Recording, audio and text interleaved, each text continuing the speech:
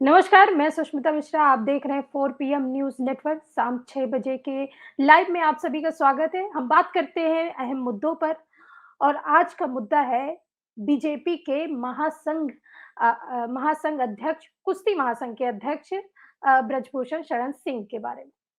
जी हाँ, कुश्ती के खिलाड़ी और कुश्ती महासंघ के बीच विवाद जोर पकड़ रहा है। 3 महीने पहले कुश्ती महासंघ और इसके अध्यक्ष जो ब्रजभूषण शरण सिंह पर पहलवानों ने आरोप लगाए थे। पहले भी आरोप लगाए थे और आज फिर से शुरू हो गया है। उनके आरोपों के बाद एक जाँच कमिटी भी बैठाई गई थी, लेकिन पहलवानों का कहना है कि कमेटी की रिपोर्ट कि उन्हें कोई जानकारी नहीं है। इसके बाद रविवार को पहलवान जंतर-मंतर पर धरने पर बैठ गए। कुश्ती महासंघ के खिलाफ पहलवानों ने एक बार फिर विरोध कर दिया। जंतर-मंतर पर धरने के बैठे पहलवानों ने कहा, यहाँ उनके साथ बुरा व्यवहार किया जा रहा है। वह कुश्ती को गलत हाथों से निकल कर सही हाथों में दिए जाने की लड़ाई करने के लिए बैठे हुए हैं। लेकिन उनके लिए ऐसी परिस्थिति बनाई जा रही है कि वह यहाँ से हट जाए। पहलवानों ने पुलिस पर धक्का-मुक्की करने का भी आरोप लगाया है। ऐसे में एक बड़ा सवाल उठता है कि जो कुश्ती है, जिसको देश में एक गौरव का विषय माना जाता है, एक गौरव माना जाता है, प्रधानमंत्री नरेंद्र मोदी खुद उन खिलाड़ियों के साथ मिले हैं और बाकायदे उनको सम्मानित किया गया है। लेकिन आज ये खिलाड़ी जंतर-मंतर में खुद के ऊपर हुए शोषण के शिकार हैं और वो बैठे हुए हैं और वो एक अपील कर रहे हैं कि जिससे उनको न्याय मिल सके, लेकिन अभी तक उनको न्याय नहीं मिला है। 3 महीने पहले भी वही घटना फिर दोहराई जा रही है। वही पहलवान फिर सामने आए हैं, उनका आरोप वही है कि अभी तक ब्रजभूषण शरण सिंह को हटाया क्यों नहीं गया और अभी तक एक सवाल इससे बड़ा और भी है कि अभी तक उनके खिलाफ मुकदमा भी दर्ज नहीं किया गया। आज इन्हीं सब विषय में हम बात करेंगे और हमारे साथ वरिष्ठ पत्रकार धनंजय कुमार सर जुड़ चुके हैं, बहुत अच्छा बोलते हैं और सबसे अच्छी बात है कि इनको किसी भी विषय में बैठा दिया जाए, वो सारे विषय में महारत हासिल है सर को। तो आज इमरजेंसी में मैंने कॉल किया और सर ने तुरंत हाँ बोल दिया कि चलो आ जाएँगे हम। लेकिन सर एक सवाल है कि यूपी सरकार या चाहे मोदी सरकार जो केंद्र सरकार है, बैठकर तमाम दावे करती है, महिलाओं के लिए तमाम चीज़ें बोलती है कि महिलाओं को बेटी पढ़ाओ, बेटी बचाओ, लेकिन आज कुश्ती में जो महिलाएँ हैं, पुरुष हैं, वो सभी महिलाएँ का आरोप है कि शोषण हुआ है मेरे साथ। तो अभी तक उनके खिलाफ ना बीजेपी के कोई नेता बोल रहा है और ना ही कोई जो मंत्री हैं वो सामने आ रहे हैं और वो ये भी नहीं कह रहे हैं कि उनको न्याय मिलेगा। ऐसा दोहरा चरित्र बीजेपी क्यों अपना रही है? जी सर। जो बैकग्राउंड है या बीजेपी जिस तरह से राजनीति कर रही है, उनके पीछे जो लोग हैं, खास करके संघ। तो संघ जो है एक ऐसा संगठन है जिसमें स्त्रियों की भूमिका घरों तक सीमित कर देने की बात की जाती है। संघ की जो पृष्ठभूमि है उससे ये भी आता है कि सामंतवाद को प्रमोट करते हैं और संस्कृति के नाम पर स्त्रियों को, ये हालांकि तमाम धर्मों के लोग हैं जो धर्मज्ञ होते हैं, वो कहते हैं कि स्त्री घर के लिए है, स्त्री को आज़ादी देने की बात कोई करते नहीं। ये तो हमारा आधुनिक समाज है कि स्त्री को आज़ादी देने की बात करता है, लेकिन हमारे जो धर्म के जो लोग हैं वो संघ भी यही कहता है, वो देवी भले मानता है स्त्रियों को, लेकिन देवी कह करके जो सम्मान दिया जाना चाहिए वो दिया नहीं जाता, जो अधिकार दिए जाने चाहिए नहीं दिए जाते हैं, जो स्वतंत्रता होनी चाहिए स्त्रियों की वो नहीं होती है। वो कहते हैं कि स्त्रियों पे या तो भाई का अधिकार है या पति का है या पिता का है, तो स्त्री स्वतंत्र क्यों नहीं है? तो ये जो पहलवानों ने आरोप लगाया है, ये आरोप सही है या गलत है ये तो मैं नहीं बता सकता हूँ, ये जांच का विषय है। लेकिन सवाल खड़ा होता है कि जांच आप होने दीजिएगा तब तो। अब बताइए कि इस देश में जो है कोई आरोप लगा रहा है, कोई एफआईआर दर्ज कराना चाह रहा है और आप एफआईआर दर्ज करने को तैयार नहीं। 3 जी, महीने पहले भी ये पहलवान, जो महिला पहलवान है, उनके साथी है, उन लोग धरना पे बैठे थे और खेल मंत्रालय ने कहा था कि नहीं, आप टेंशन मत लीजिए, हम जाँच करेंगे और सही करेंगे। ये महिला पहलवानों का सही कहना है जो अभी बैठी हुई है धरना पे, कि 3 महीने पहले जो जाँच करने का आश्वासन दिया गया था, उस जाँच का क्या हुआ? कोई रिपोर्ट, कहीं रिपोर्ट नहीं है। चलिए वो भी अलग बात है, लेकिन सवाल खड़ा होता है कि एफआईआर क्यों नहीं दर्ज कर रही है पुलिस? वो किसी के खिलाफ अगर केस है, अगर महिला आरोप लगाती है, अगर सामान्य समझिए मेरे खिलाफ कोई आरोप लगा दे तो मुझे कोई पुलिस पूछने वाले नहीं, जाकर सीधा पकड़ेगी या पुलिस और बंद कर देगी, हम जाकर के कोर्ट में जवाब देते रहेंगे। लेकिन इतने मतलब रो रही हैं लड़कियां और आरोप लगा रही हैं, तो कुछ सच्चाई तो होगी। तो सच्चाई की, और सच्चाई अगर मान लिया कि नहीं है, वो झूठ लगा रही है, तो जांच करो ना, एफआईआर दर्ज करो ना। अब बताइए, एफआईआर दर्ज कराने के लिए सुप्रीम कोर्ट जाना पड़े, ये तो बड़े दुर्भाग्य की बात है। ये कैसा लोकतंत्र है, क्या सरकार चला रहे हैं। लेकिन बीजेपी से ये अपेक्षा जो है नहीं है कि वो न्याय के रास्ते चलेगी, क्योंकि बीजेपी अब देखिए अजय मिश्रा टेनी जी को बनाया हुआ उसने home minister, state home minister, उन पे भी कई तरीके के आरोप है, हमने तो सुना मर्डर केस तक के आरोप है। तो ये बीजेपी में जिस तरह के लोग हैं, अब योगी जी को देखिए, योगी जी ने अपने खिलाफ जो केस थे वो सारे वापस ले लिए, खुद वापस ले लिए, और कितने हिस्ट्री शीटर उनके यहाँ बैठे हुए हैं। अब तो इनके बारे में भी यही कहा जाता है कि ये जो ब्रजभूषण शरण सिंह है वो अपने आप में बहुत दबंग व्यक्ति है। बिल्कुल। तो ये एफआईआर दर्ज करने की बात जो है क्यों नहीं दर्ज कर रहे हैं, ये क्यों नहीं दर्ज कर रहे हैं, ये सवाल जो है शक के घेरे में ब्रजभूषण सिंह को ला देता है और बीजेपी को भी शक के घेरे में खड़ा कर देता है कि क्यों ऐसा कर रहा है। जी सुष्मिता जी। सर, ऐसा माना जाता है कि जब कुश्ती के जो खिलाड़ी हैं वो जब सामने आए थे, तो ब्रजभूषण का एक रवैया था, 3 महीने पहले भी उनका एक बयान आया था जिसमें उन्होंने कहा था कि जो सच्चाई है वो सामने आ जाएगी। लेकिन कुश्ती के खिलाड़ी पीछे हट गए थे, उन्होंने बोला था सरकार की बात है, हमसे सरकार की बात हो गई है। लेकिन 3 महीने बाद फिर यही खिलाड़ी सामने आ जाते हैं। ऐसा क्यों है कि जो सरकार से बात हुई थी वो बात नहीं हो पाई? देखिए, सरकार की क्या इन लोगों की बात हुई है तो हमें भी नहीं पता है, लेकिन सरकार से क्या बात होती है। अगर समझिए कि कोई अपराध हुआ है तो उसकी बात तो कोर्ट में होगी, पुलिस में होगी, बीच में कोई बात करके समझौता क्यों करा रहा है। जो अगर समझौता भी करा रहा है तो मतलब कोई दबाव बना रहा है। और ब्रजभूषण सिंह जिस तरह के सांसद हैं या बाहुबली है, इनका मैं इतिहास पढ़ रहा था कि ब्रजभूषण सिंह जो है बड़े दबंग व्यक्ति हैं इलाके के। और सबसे पहले तो उन्होंने चुनाव लड़ा था, गोंडा से चुनाव लड़ा था और सांसद बने थे 1991 में। फिर ये अभी जो है केसरगंज से सांसद है। इसके पहले जो है वो चुनाव जीते थे बलरामपुर से, और कहते हैं कि बलरामपुर सीट जो है हमेशा बीजेपी की सीट रही, या कहिए संघ की सीट रही, या कहिए जनसंघ की सीट रही। वाजपेयी जी भी यहाँ से जीत के आए थे, उसके बाद लगातार 2-3 बार ऐसा हुआ कि बीजेपी वहाँ कमजोर पड़ गई, उसके उम्मीदवार नहीं जीत पाए। तो ब्रजभूषण सिंह को लगाया गया कि आप यहाँ से लड़िए चुनाव, और ब्रजभूषण सिंह वहां से चुनाव लड़े। और रिजवान जो है, जो वो भी बाहुबली थे, तो रिजवान को वहां हराया गया। 2 बार से सांसद थे तो उनको हराया ब्रजभूषण सिंह ने। और उसके बाद फिर तब से जो है रिजवान फिर लौट करके नहीं आए इस संसदीय राजनीति में। तो इस तरह के व्यक्ति हैं जो इलाके में कहीं से चुनाव लड़े वो जीत जाए। इसके अलावा अब एक और किस्सा में पढ़ रहा था कि गोंडा को बदलने के लिए मायावती ने घोषणा की थी, गोंडा का नाम जो है जयप्रकाश नारायण नगर कर दिया जाए। लेकिन विरोध किया था ब्रजभूषण शरण सिंह ने, और विरोध इतना भारी था कि उन्होंने कहा था कि मेरा खून जब तक मेरे शरीर में है खून तब तक ये बनने नहीं दूंगा। और फिर कहते हैं कि अटल बिहारी वाजपेयी जी ने बीच बचाव किया था, और उसके बाद फिर गोंडा का नाम गोंडा ही रहने दिया गया। तो इस लेवल पे व्यक्ति है। मैं ये नहीं कहता हूँ कि अपराधी है, हालांकि इनके साथ तो ये जुड़ रहा है कि ये जो अंडरवर्ल्ड जो है, जो दाऊद की चर्चा होती है, दाऊद से भी इनके संबंध है। लेकिन जिस तरह के सामंतवादी नेचर के व्यक्ति हैं, अभी उनके एक चिट्ठी पढ़ रहा था, अभी जो अपील किया उन्होंने, उसमें उन्होंने कहा है कि जिस दिन मैं महसूस करूंगा कि मेरे संघर्ष करने की क्षमता अब समाप्त हो गई है, जिस दिन मैं महसूस करूंगा लाचार हूं, बेचारा हूं, ऐसी जिंदगी जीना मैं पसंद नहीं करूंगा। मैं चाहूंगा ऐसी जिंदगी जीने के पहले मौत आ जाए। तो बिल्कुल सर 1 मिनट रोकना चाहूंगी। उनकी ये कविता है, और ये कविता उन्होंने बाकायदे बोली और सोशल मीडिया में वायरल हो रही है, आपको सुनाते हैं। जी। एक कविता मुझे इस समय याद आ रही है, और कविता ये है, जिस दिन जीवन के हानि लाभ पर उतरूंगा, जिस दिन जीवन के हानि लाभ पर उतरूंगा, जिस दिन संघर्षों में जाली लग जाएगी, जिस दिन जीवन की लाचारी मुझ पर तरस दिखाएगी, जिस दिन जीवन की लाचारी मुझ पर तरस दिखाएगी, उस दिन जीवन से मृत्यु कहीं बढ़ जाएगी। मित्रों, जिस दिन मैं अपने जीवन की समीक्षा करूंगा, क्या खोया क्या पाया, और जिस दिन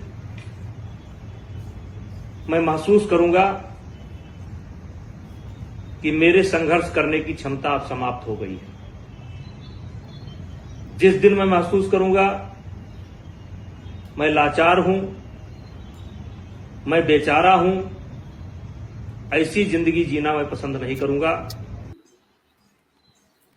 तो सुना आपने सर, जिस तरह से उन्होंने कविता के माध्यम से बताया कि जिस तरह से अगर ऐसी जिंदगी मुझे मिली तो मैं जीना पसंद नहीं करूंगा। इस पर क्या कहना है सर आप? जी वही तो देखिए, इसमें क्या बोध हो रहा है, वो जो बोल रहे हैं। अब मैं इस चित्र की भी विवेचना करूं कि उनके पीछे ऊपर जो है वो भारत माता की तस्वीर लगी। ये भी उनके बारे में मैं जानता हूं कि आप सब भी जानते हैं, दर्शक भी जानते होंगे कि श्री राम जन्मभूमि बाबरी मस्जिद विवाद में वो लंबे समय से वो भी संघर्षशील रहे, जुड़ाव रहा उनका और उससे लड़ते रहे। तो हिंदू धर्म के लिए वो लड़ाई लड़ते रहे, ये भी है। जिस तरह से बीजेपी लड़ाई लड़ती है वैसे वो भी साथ रहे, बीजेपी के छात्र संघ के नेता भी थे वो। तो वो जो है, जो एक भारत माता को लेकर के जो संघ का सोच, या कहिए उसको मैं वापस कहता हूँ सामंती सोच है, कि जिस संघर्ष की बात कर रहे हैं, संघर्ष किसके लिए किया जाता है? संघर्ष दो बात के लिए होता है, जीवन के लिए, और जीवन किसके लिए? न्याय के लिए। जिस जीवन में न्याय नहीं है वो संघर्ष बेकार है, वो जीवन बेकार है। तो अगर देखिए, अगर राम जन्मभूमि के लिए लड़ाई लड़ चुके हैं, यानी राम को मानते हैं, तो राम ने तो ये जानने के बाद भी, राम को पता था कि सीता पवित्र है, स्वयं अग्नि परीक्षा ली थी उन्होंने। बिल्कुल। बावजूद इसके एक धोबी के कहने पे उन्होंने सीता का परित्याग कर दिया। न्याय यहां तक सोचना पड़ता न्याय करते समय एक व्यक्ति को, जब आप ऊंचे पद पर बैठे हुए। तो आप बृजभूषण सिंह जी, आप कविता सुना रहे हैं, बड़ी अच्छी बात है, आपके स्वाभिमान को सलाम है, आप स्वाभिमानी व्यक्ति हो, लेकिन स्वाभिमान अहंकार का रूप नहीं लेना चाहिए। अगर एक लड़की ने आरोप लगाया है या किसी लड़की ने आरोप लगाया, मान लिया हमने आपको या आपकी बात को कि उसने झूठा आरोप लगाया, तो उसको न्याय तक पहुंचाइए। आप ही कहते कि चलो पुलिस स्टेशन में रिपोर्ट लिखाओ, मैं साथ खड़ा हूं। पुलिस स्टेशन में रिपोर्ट लिखाई जाती, अदालत में पेश होते, उसको सबूत पेश दिए। अदालत जो है किसी के कहने पे तो सजा देती नहीं है ना, अदालत के सामने सबूत पेश करना होता है। किसी पे कोई आरोप लगा देगा, ठीक है, तो पुलिस उसको पकड़ लेती है और बंद कर देती है आम आदमी को। आपको तो पुलिस वैसा करने वाली नहीं, आपको तो पुलिस जाके बेइज्जत करेगी नहीं, क्योंकि पुलिस तो आपके सामने हाथ बांध के खड़ी रहती है। तो आपको अदालत में जाना पड़ता, अदालत में जाकर के मैटर सुलझाया जाता। ये जो इतनी छीछालेदर हो रही है, आपकी भी हो रही है, वो लड़कियों की हो रही है, भारतीय न्याय व्यवस्था की हो रही है, कानून व्यवस्था की हो रही है। देखिए, वो पहलवान जो है वो कोई मोहल्ला लेवल के पहलवान तो है नहीं, बिल्कुल। वो कॉमनवेल्थ, वो जो है ओलंपिक, वो जो एशियाई गेम्स में मेडल जीत चुकी हैं। तो ये जो खबर है ये पूरी दुनिया में जा रही है, और इससे भारत की छवि, प्रधानमंत्री मोदी भारत की छवि को लेकर के बड़ी चिंतित रहते हैं। जितने भाजपाई हैं बड़े चिंतित रहते हैं, भारत की छवि खराब हो रही है, राहुल गांधी ने ऐसा कर दिया, फलाना ने ऐसा कर दिया। तो अभी ये खबर जो है वो तो पूरी दुनिया में जा रही होगी कि वहां पे पहलवान धरने पे बैठे हुए हैं और वो आरोप लगाया है कि कुश्ती संघ का जो अध्यक्ष है उसने उसके साथ गलत आचरण किया है।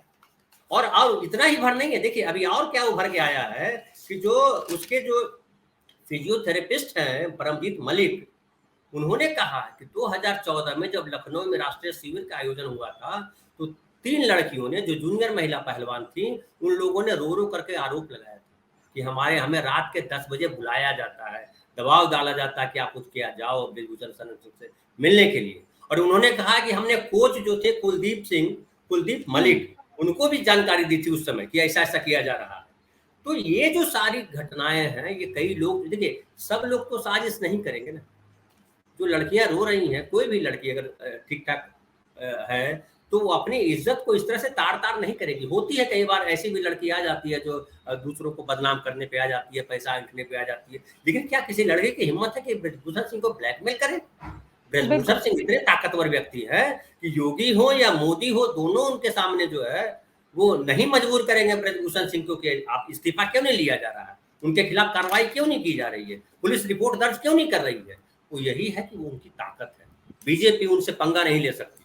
जो योगी कहते हैं सदन में कि हम बाहुबलियों की या इनको सबको मिट्टी में मिला देंगे, हिस्ट्री सीटर्स को, तो कैसे मिट्टी में मिलाएंगे आप? तो मुसलमान था इसलिए मिट्टी में मिला दिया आपने, अकेला पड़ गया। ब्रजभूषण सिंह को आप चैलेंज करके देखिए, आपके स्वजातीय भी है वो, और आपको पता है कि वो जो है आपसे ज्यादा ताकतवर है, बिना सत्ता में रहे वो सांसद बनाते हैं।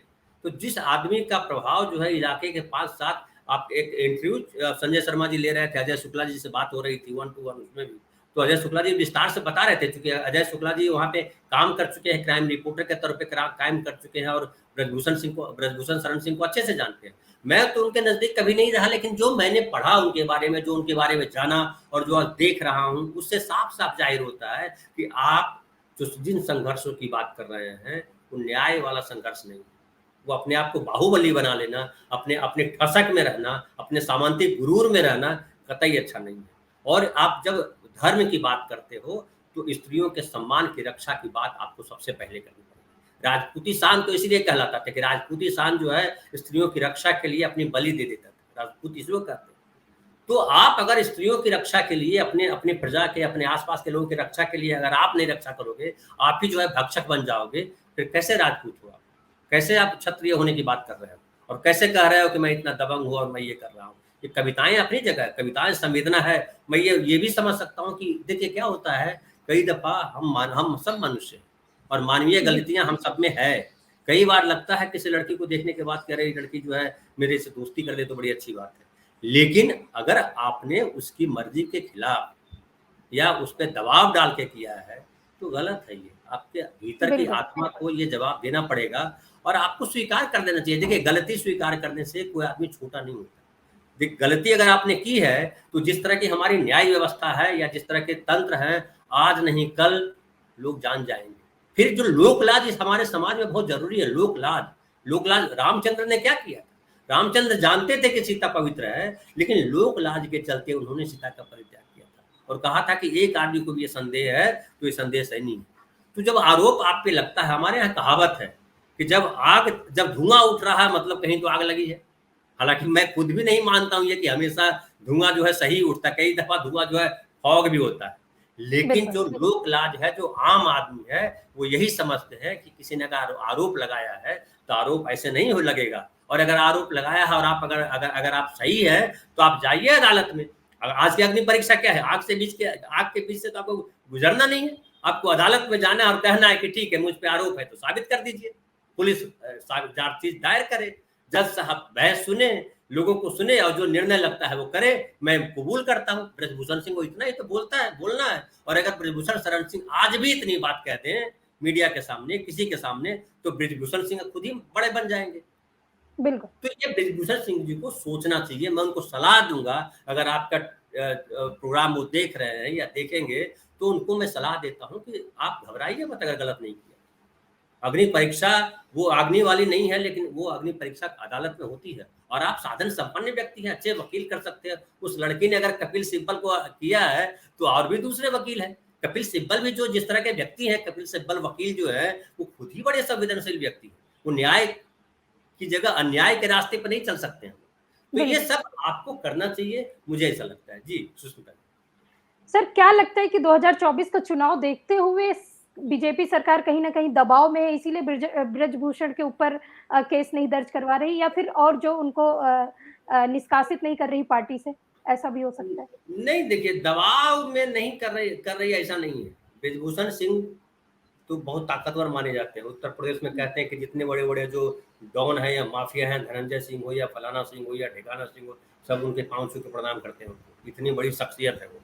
तो इतनी बड़ी शख्सियत है तो बीजेपी उनसे पंगा तो नहीं लेगी, लेकिन सवाल खड़ा होता है कि बीजेपी का चरित्र ही है। इसके पहले कितने लोगों पे आरोप लगे हैं। कैलाश सिंगर, वो क्या सिंगर है, वो वीरेंद्र सिंगर या क्या कुछ सिंगर नाम है, कुलदीप सिंगर, वो जेल में बंद है। एक और गृह राज्य मंत्री थे, पहले उन पे आरोप लगा था, फिर उस लड़की ने आरोप लगाया था, फिर किस लड़की ने, बहुत सारे लोगों ने आरोप लगाया है। लेकिन उन आरोपों का क्या होता है? एक तो मंत्री की पत्नी है जिनका अभी तलाक हुआ, अभी मंत्री भी है, वो पहले वो मंत्री थी, उनके साथ भी इस तरह की घटना। स्वाति सिंह। जी बिल्कुल, स्वाति सिंह। तो स्त्रियों के मामले में बीजेपी और संघ के लोग जो है बिल्कुल कमजोर पड़ जाते हैं। वो जो है किसी पे अगर लांछन लगाना हो, किसी को नीचा दिखाना हो, तो उनको चरित्र हनन करते हैं। तो ये आरएसएस का इतिहास रहा, बीजेपी का इतिहास है। बीजेपी आज, और ये बड़े, आप देखिए कि कर्नाटक में क्या बोल रहे हैं ये अमित शाह गृह मंत्री, ये भाषा गृह मंत्री कि अगर बिल्कुल। कांग्रेस आई तो दंगे होंगे। आप अपनी बात करो ना, आप अपनी बात करो।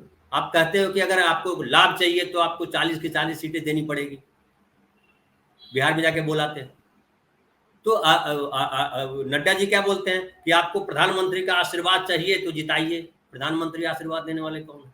तो ये इनकी भाषा है, और इनकी भाषा में पूरे के पूरे जो है सामंतवाद झलकता है, अकड़ झलकती है। इनको लगता है कि पूरे देश की जनता जो है गुलाम है, संविधान की कोई हैसियत नहीं है, जो ये चाहेंगे वही करेंगे। योगी जी को देख लीजिए, मोदी जी को देख लीजिए, अमित शाह को देख लीजिए, नड्डा को देख लीजिए, इन सारे चेहरों को देखिए।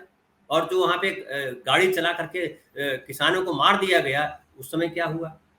किसान जिस तरह से 13 महीने रहे वहाँ पे दिल्ली की सड़कों पर या दिल्ली के बाहर रहे 13 महीने तक किसान, मोदी जी की अकड़ देख लीजिए। कृषि मंत्री उस समय तोमर क्या बोलते थे?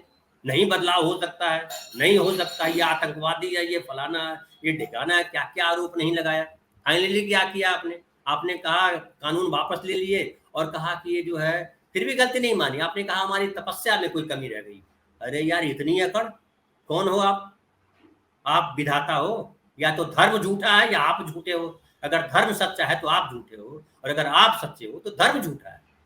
तो आप जो है पाखंड लेकर के देश की जनता के सामने जो खड़ा कर रहे हो, ठीक है, देश की बहुत बड़ी आबादी जो है अशिक्षित है, उस पे धर्म पे बड़ा विश्वास है, उसको लगता है कि सब ऊपर वाला करता है। लेकिन बहुत सारे प्रबुद्ध लोग हैं जो जानते हैं ऊपर वाला नहीं कुछ करता है, सब जो सत्ता में बैठा व्यक्ति है वो करता है, या जिसके साथ अन्याय हुआ लड़ेगा अगर, तो सत्ता में बैठे व्यक्ति को भी गिरा देगा। रावण तो बहुत ताकतवर था, रावण के पास बिल्कुल। इतनी बड़ी सेना थी, रामचंद्र के पास तो अपने अयोध्या की सेना मंगाई नहीं थी, लेकिन रामचंद्र ने रावण पे विजय पाई, और आज हम उसको हर साल मनाते हैं, रावण को जलाते हैं। रावण को क्यों जलाते हैं? क्योंकि अहंकार। तो ये अहंकार जो है बीजेपी के नेताओं में या संघ के नेताओं में भरा हुआ है, अकड़ भरी हुई है। कोई भी देखिए, संबित पात्रा जिस तरह से बात करता है, बीजेपी का कोई भी नेता आप देख लीजिए, जो उसकी भाषा है, तो ये इनका संस्कार है, इनकी भाषा है, इनकी शैली है, इनका इनका जो है अतीत यही है। तो जिस तरह के अतीत से आप आएंगे, उसी तरह की भाषा आपकी होगी, उसी तरह का व्यवहार आपका होगा।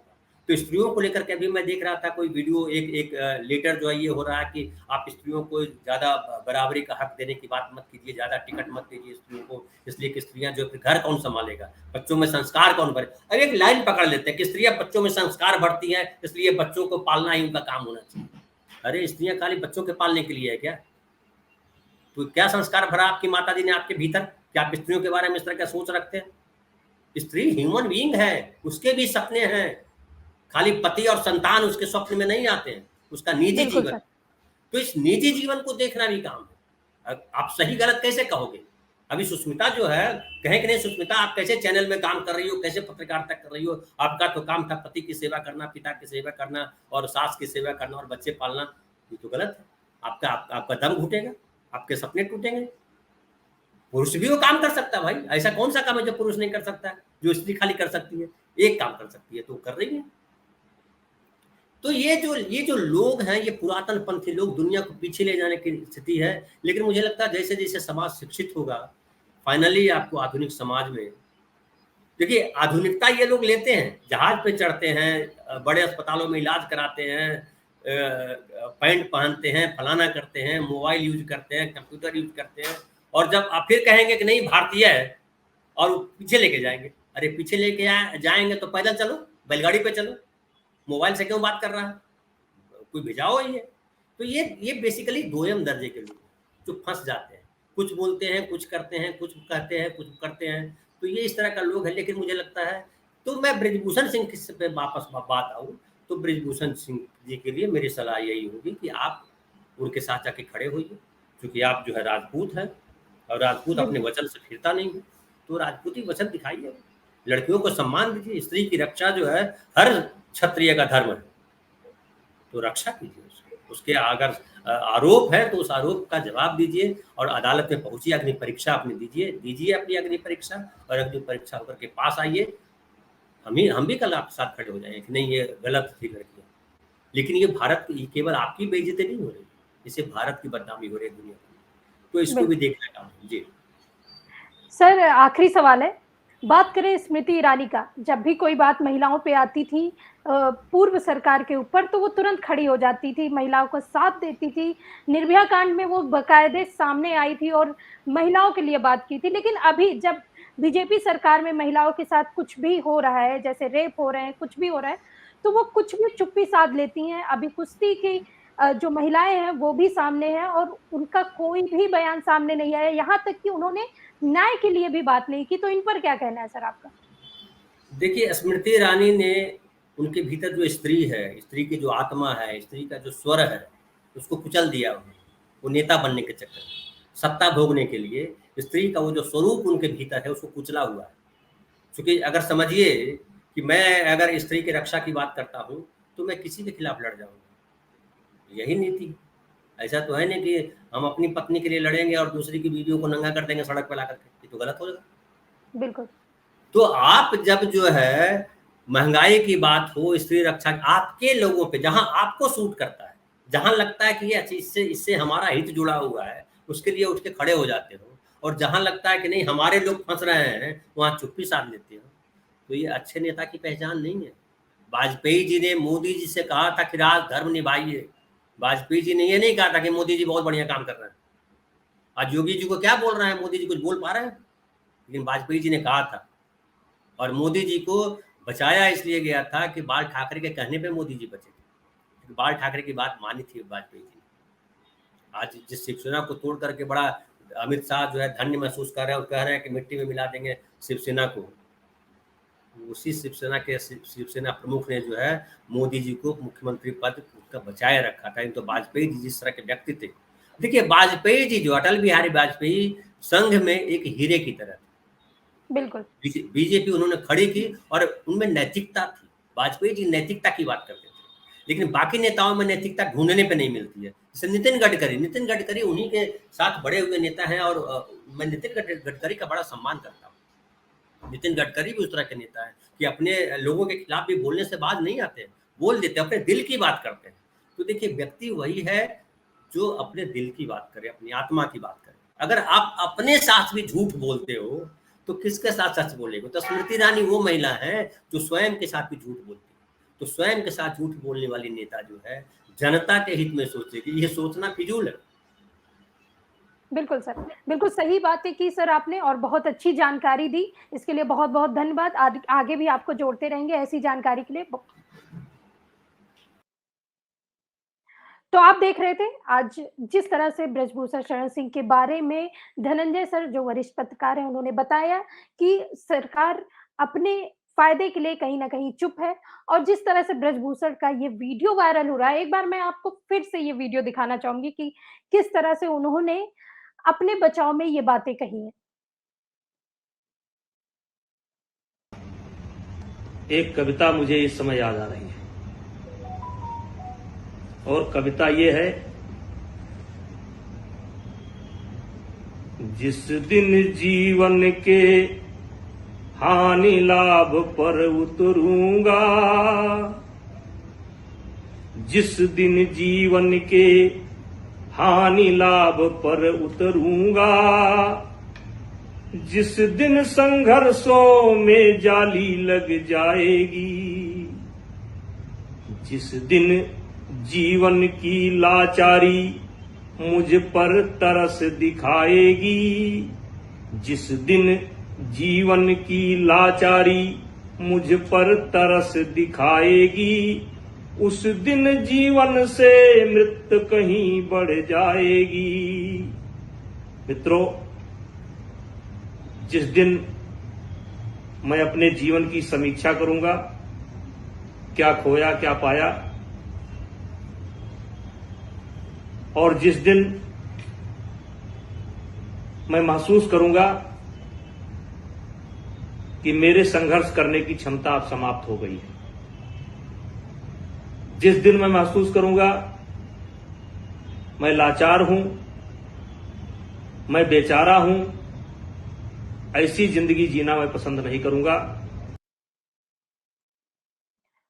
तो देखा आपने जी, जिस तरह से इन्होंने अपनी कविता के ज़रिए और बात कही कि जिस तरह से मैं अपने जीवन की समीक्षा करूँगा और मैं अगर गलत हूँ रहूँगा, तो मैं खुद ही नहीं रहूँगा इस दुनिया में।